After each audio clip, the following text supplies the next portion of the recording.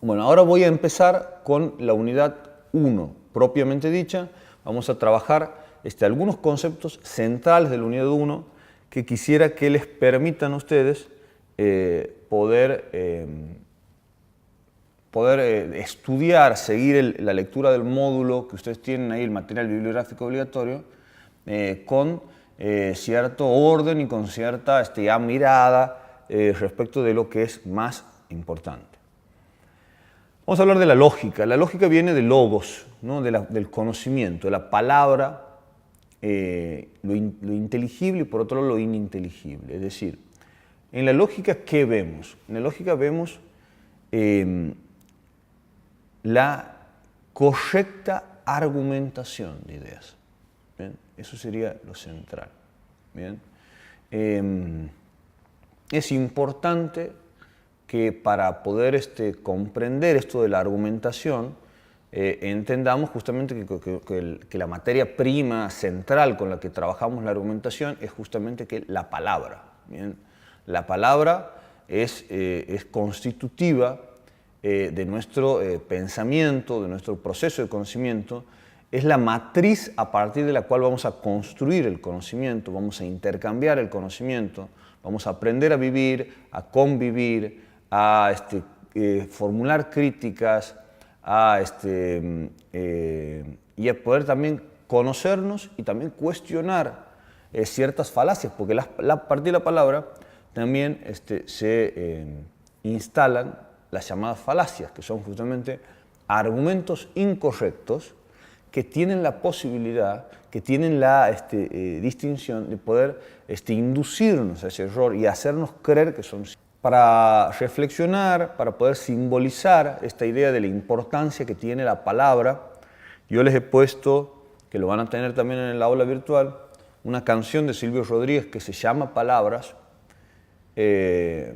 una poesía de Benedetti también que habla sobre las palabras, sobre la importancia de la palabra, sobre la palabra política, y una pequeña frase de Liliana Bodoc, que es una autora de cuentos infantiles, pero que también muy interesante, muy disfrutable, y una autora para conocer, para quienes no la conocen. Probablemente muchos la conocen a Liliana Bodoc, es recientemente fallecida. Ella escribió una trilogía, así como la de Tolkien, pero desarrollando la historia de los pueblos originarios.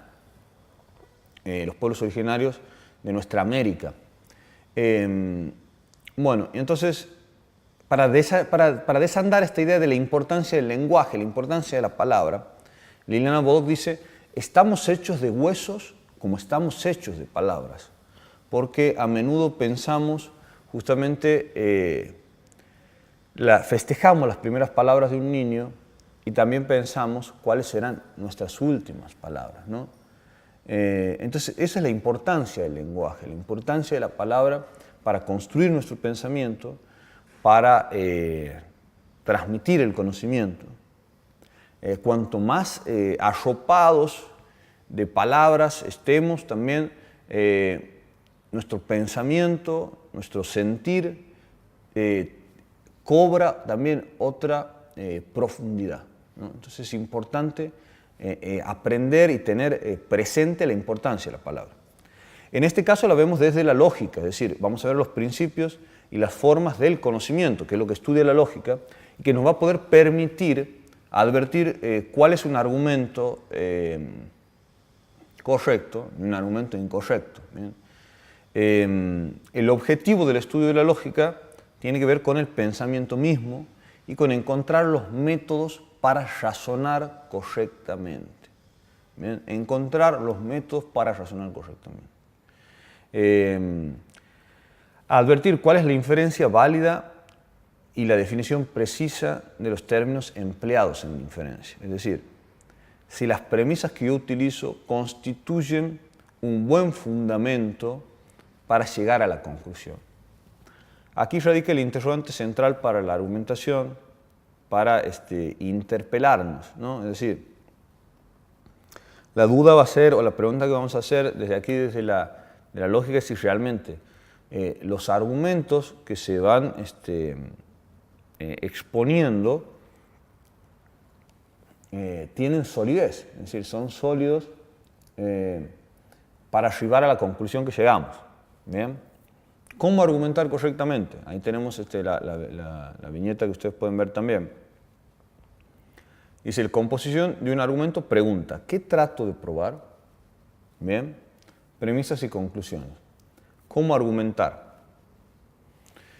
Bueno, para argumentar justamente, porque aquí lo que nosotros vamos a ver es que podemos enunciar primero las premisas y luego la conclusión, o al revés. Es decir, en mi caso, por ejemplo, que trabajo con la parte del derecho, por ejemplo, vemos, yo puedo decir, por ejemplo, el señor Pérez se desempeñó como empleado de la firma Fernández Sociedad Anónima porque digo primero la conclusión y ahora voy a exponer las razones fácticas, de hecho, las razones, las pruebas que van a dar cuenta de que este señor Pérez se desempeñó en esta empresa. ¿Bien? Y ahí tengo que decir, bueno, el señor Pérez atendió clientes que pueden atestiguar, confirmando esto que manifiesto, que trabajaban en la empresa, en esta empresa. Puedo sumar, por ejemplo, tiene su alta en AFIP, figura registrado, bien, tiene material que es de trabajo de la empresa, conocimiento específico de la empresa, fotografías en la empresa. Bien, entonces yo doy una conclusión y empiezo a desandar la argumentación de esa primera premisa. Bien, de eso se trata, argumentar correctamente. Entonces necesitamos, por un lado, que esto sea naturalmente. Cuando dice naturalmente, tiene que ver que la conclusión y luego las razones, o al revés, que esto es lo que les estaba diciendo, en cualquier caso, resulte naturalmente. Hay una concatenación en lo que digo. Es decir, yo en este caso, por ejemplo, le estaba dando el ejemplo, bueno, yo todo lo que voy concatenando, lo que voy vinculando, tiene que ver, está orientado con un objeto preciso, que es acreditar la relación laboral del señor Pérez, ¿bien? En esta empresa. Por otro lado, las premisas tienen que ser fiables, sólidas y con términos concretos. Solidez y precisión. En esto también, es decir, en este caso, por ejemplo, doy material probatorio que, por ejemplo, lo suministra un organismo público, van a atestiguar clientes que son consumidores de lo que esta empresa vende. Bien. Ahí está todo el trabajo. Hay diferentes tipos de argumentos, ¿no? Hay diferentes tipos de argumentos, diferentes formas de poder utilizar y cumplir con esto que estamos diciendo, ¿no? Tenemos argumentos mediante ejemplos. Y aquí dicen debe ser muchos para lograr representatividad. Por ejemplo, aquí tenemos el casamiento de mujeres jóvenes, la obtención de derechos de las mujeres. Son ejemplos que los tienen en el módulo, ¿no? Pero es decir, el casamiento de mujeres tiene que ver con, bueno, para decir que las mujeres se casaban jóvenes en tiempos pasados, dice ahí, puntualiza el libro, no puedo decir que las mujeres, que Julieta en el libro de Shakespeare se casó con Romeo a los 13 años y que por eso las mujeres se casaban jóvenes en tiempos pasados. No. Tengo que buscar algunos argumentos más de otras prácticas culturales en otros lugares que tengan que ver con un tiempo pasado y que me permitan dar representatividad a esto. Lo mismo con la obtención de derechos de las mujeres. No puedo decir que porque las mujeres obtuvieron su derecho a voto mediante la huelga, todos los derechos que las mujeres obtienen tienen que ver con una lucha. No, tengo que argumentar mejor, con ejemplos representativos. Es decir, podemos comenzar a decir, las mujeres obtuvieron su derecho a trabajo, su derecho a su derecho a voto, su derecho a, bueno, a participar en los espacios políticos, por ejemplo, la ley de cupo, que permitió el ingreso de mujeres a ocupar espacios de poder importantes, o puedo decir la tipificación del delito de femicidio, que es un delito y un crimen que significa que de este presente no hubiera sido tipificado ese delito si las mujeres no hubieran luchado. Entonces, por ende, ahora sí puedo arribar a la conclusión de decir los derechos de las mujeres se obtienen mediante la lucha. ¿Bien? Entonces, eso es lo importante, poder utilizar argumentos que sean realmente representativos. ¿Bien? Por analogía, seguramente ustedes van a tener muchos y lo van a comprender. Es decir, no reclamo identidad, sino solo similitudes relevantes, ¿no? Cuando uno alega por analogía, aquí tenemos dos, el de Adam Nordwell, pueden leerlo, es un cacique que justamente utiliza, que sería para representarlo desde otro aspecto, porque sería el mismo. Por ejemplo, si Tupac Amaru desde aquí, desde Latinoamérica, viajase a España y ahora, supongamos en épocas presentes, luego de la conquista y del genocidio latinoamericano, entonces va a España, baja del avión y dice, bueno, acabo de descubrir España. ¿Bien? Porque él dice justamente, si con esta misma lógica llegaron en carabelas a América y dijeron, hemos descubierto un continente, y en ese continente había gente, ¿no? Había una comunidad. Y la metáfora del auto y del cuerpo, que también creo que tiene que ver con esto, es decir, bueno, decía un médico que para explicar o para hacer lo más ejemplificativo posible, decía, así como las personas revisan el auto antes de viajar, ¿por qué no revisan con la misma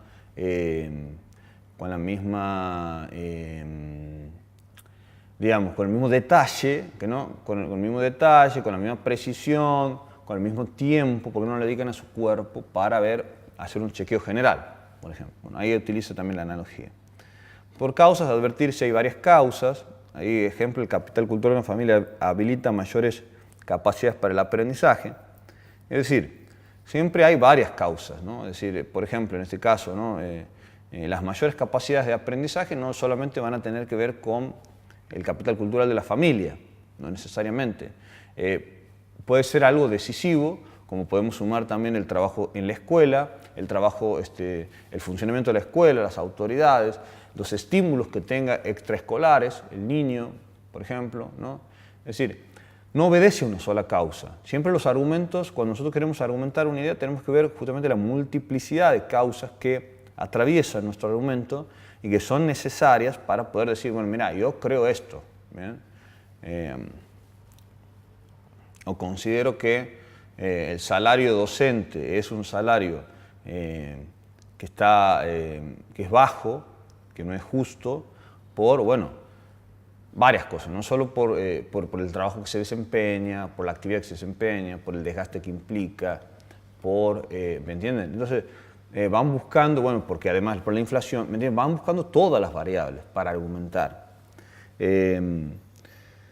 Y deductivos, la verdad de la premisa garantiza la verdad de la conclusión, que el ajedrez también lo tiene, pero puntualmente tiene que ver con esto, es decir, con aseverar, por ejemplo, en el caso del ajedrez, es un juego en el cual depende de la astucia y el conocimiento, la destreza del jugador, más que del azar. Entonces, la aseveración es esa, justamente, ¿no?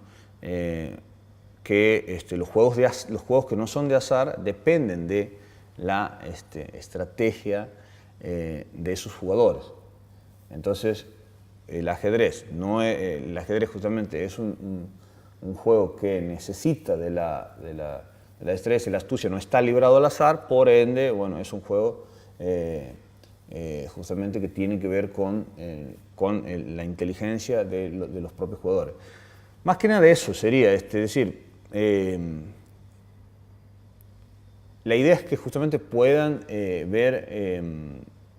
advertir las diferentes metodologías que tenemos, que utilizamos para poder dar las razones de nuestro pensamiento correctamente, o cuáles son las herramientas de las cuales disponemos para poder argumentar. Es muy importante esto, muy importante para, lo van a ver también para el desempeño de ustedes también como docentes, como figuras con una importancia, con autoridad, ¿no?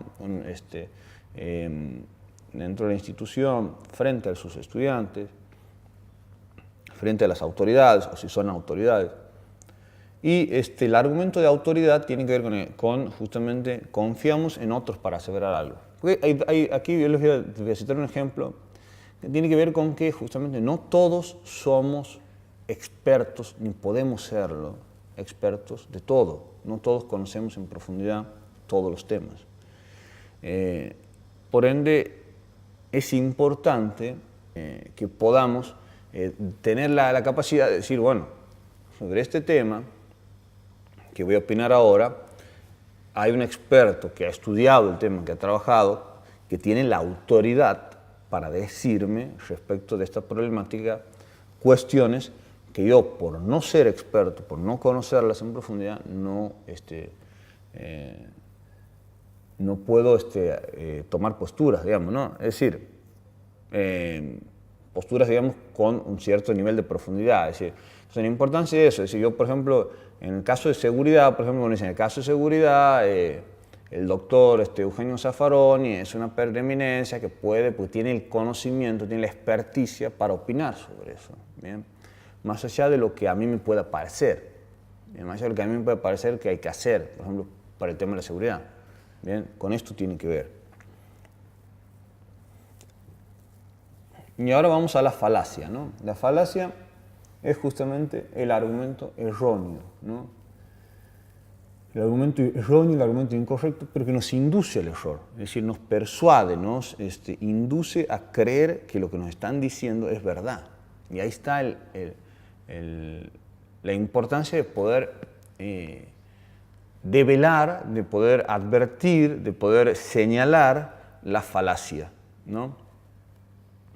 Hay diferentes tipos de falacia. Por ejemplo, dice, las conclusiones de muestras pequeñas, ahí tienen, generalizar de modo infundado, o sea, los ejemplos deben ser representativos. Acreditarle valores a un pueblo como extensión de los de un solo sujeto, es decir, tomar por ejemplo, pienso en todas las poblaciones de Medio Oriente, ¿no? Las poblaciones de Medio Oriente, es decir, las personas que tenían un parecido con alguno de los terroristas, por ejemplo, bueno, entonces todas las personas de esa cultura, pertenecientes a esa cultura, son tildados, bien, o se les extiende esta idea de terrorismo, bien, por ejemplo. O bueno, otro ejemplo es justamente generalizar, es decir, por ejemplo, si a mí, vuelvo con el tema de la inseguridad, es decir, si yo salgo aquí y me roban a mí en la puerta de esta institución, por ejemplo, no podría yo venir aquí a la clase a decirles que en este lugar no se puede vivir de la inseguridad, porque estaría incurriendo en una falacia, es decir, no puedo tomar lo particular, algo, digamos, tomar un ejemplo que no es representativo, una muestra tan pequeña, para poder arribar a una conclusión tan grande y tan categórica. Por otro lado, otro tipo de falacia es el olvido de alternativas. O sea, al argumentar hay que buscar todas las causas, ¿no?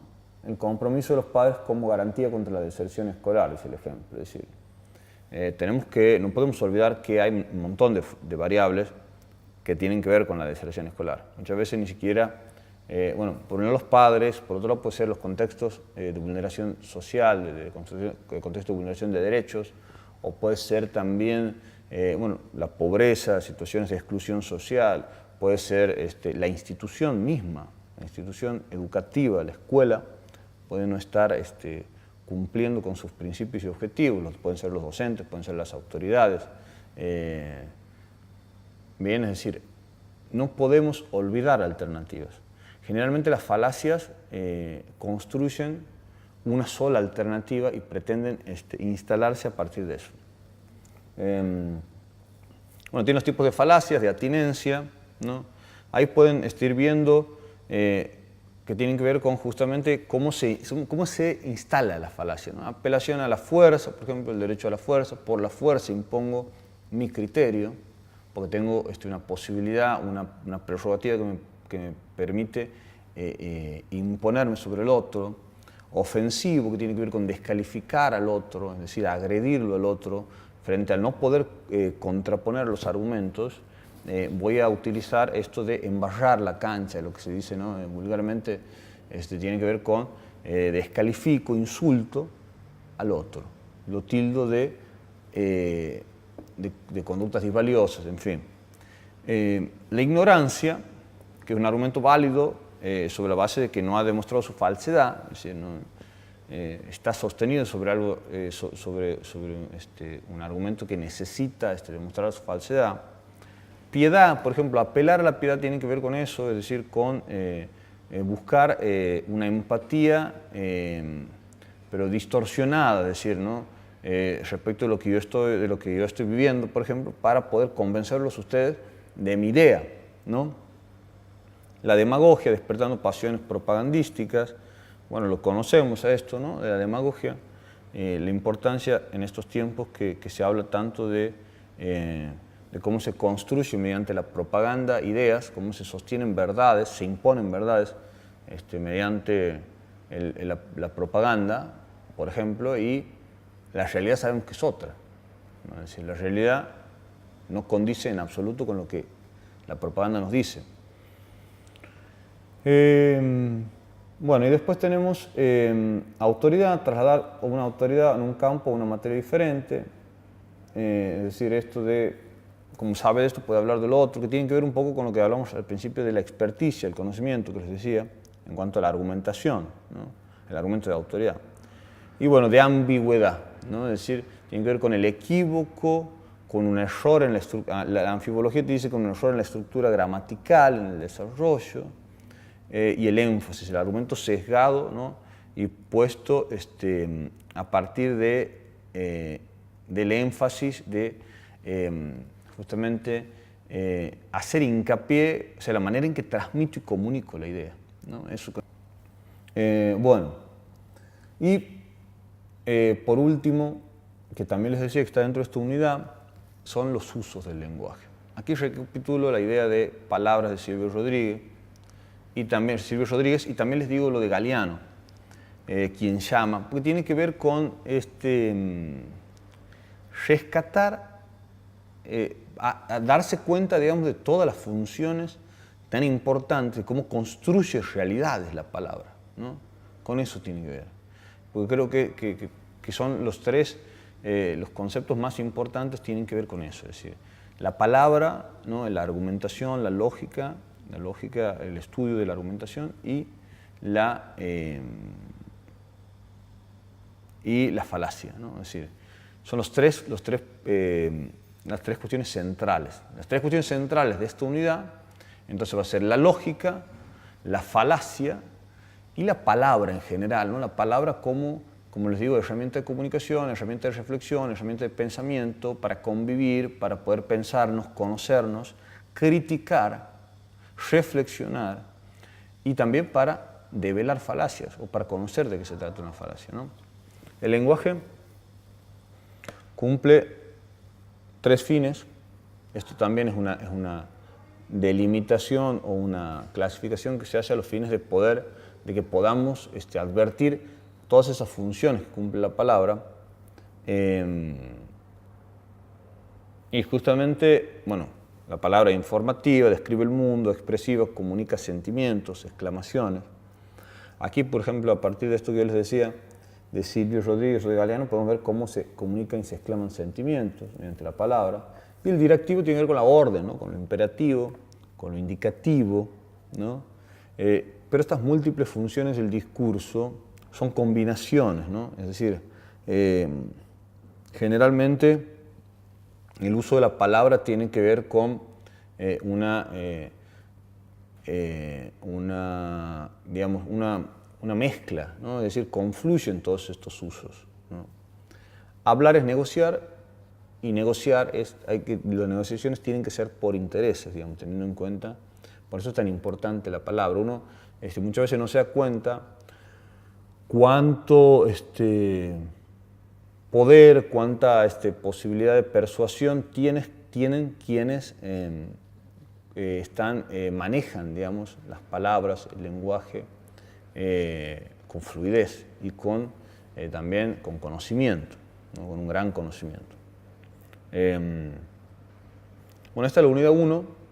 La propuesta es que en el foro de presentación que vamos a tener en forma virtual, puedan ustedes, después de ver, obviamente, escuchar esto y poder leer algo de la unidad 1, puedan leer la lectura, puedan hacer la lectura de la unidad 1, puedan acercarnos, compartir ahí mediante el foro de presentación, presentarse, decir quiénes son, qué es lo que estudian, cuál es la ocupación, decir a dónde están trabajando, pueden hacer esa presentación y después pueden elegir una falacia, ¿no? Sería bueno eso. Me gustaría escuchar qué falacias pueden elegir ustedes en los medios de comunicación o en el ámbito de la educación y digan, mira, esta es una falacia porque realmente la verdad o la realidad está en esta estadística, en este estudio científico, ¿bien?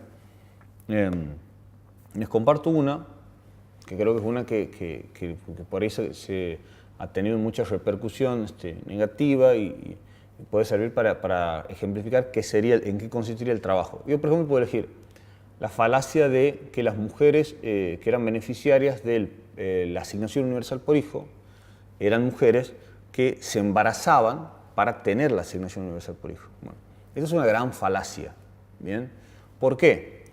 Porque si ustedes lo ven, lo pueden googlear, buscar un informe que publica incluso el diario Clarín recientemente, en el cual explica, con los datos del ANSES y con los datos de un observatorio de políticas sociales, que el 80% de las personas que eran beneficiarias del plan Asignación Universal por Hijo no tenían más de 2 o 3 hijos. ¿Bien? Fíjense aquí cómo derribamos la falacia. La falacia era, las mujeres se embarazan para ser beneficiarias de la Asignación Universal por Hijo, y el dato duro, sólido, fiable, de no solo el organismo que es prestador, sino también de un observatorio, nos permite observar justamente cómo esta política, o cómo esta idea, esta falacia, no tiene, bueno, es una falacia pero no tiene correspondencia en la realidad, pues es un argumento incorrecto. Bien. Bueno, entonces los espero que haya sido, la clase sea de su utilidad, y los espero por el foro de presentación compartiendo una falacia y derribando alguna de estas falacias a partir de un dato estadístico. Bien. Si tienen alguna otra duda, bueno, quedamos en contacto, como les decía, mediante el aula virtual.